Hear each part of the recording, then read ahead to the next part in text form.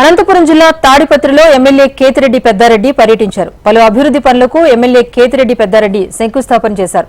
ఎమ్మెల్యేగా తాను అభివృద్ధి పనులు చేస్తూ ఉంటే తామే చేయించామని గొప్పలు చెప్పుకునే నీచ సంస్కృతికి జేసీ సోదరులు దిగజారారు అంటూ ఎమ్మెల్యే పెద్దారెడ్డి విమర్శించారు. జేసీ సోదరులకు తాడిపత్రి మీద ప్రేమ ఉంటే 100 పడకల ఆసుపత్రిని ఎప్పుడో నిర్మించేవారంటూ మండిపడ్డారు ఆయన. తాడిపత్రి ప్రజలను మభ్యపెట్టడానికి జేసీ సోదరులు చేస్తున్న డ్రామాలను ప్రజలు గమనిస్తున్నారని అన్నారు ఎమ్మెల్యే పెద్దారెడ్డి.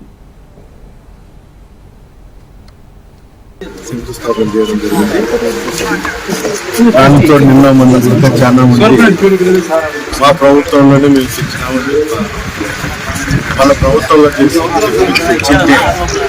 ఇంతవరకు ఏడన్న ఊళ్ళో కాడుపు కాస్తాను కదా, ఏం కాంట్రాక్టులు దొరకలేదా, లేకపోతే కమిషన్ ఇచ్చేవాళ్ళు దొరకలేదో నాకు అర్థం కావడం లేదు. కానీ తెచ్చిన అభివృద్ధికి అడ్డుపడేది కాకుండా మేము చేసే పనిని కూడా మేము చేసుకుంటా అని చెప్పడం చాలా నీచమైంది.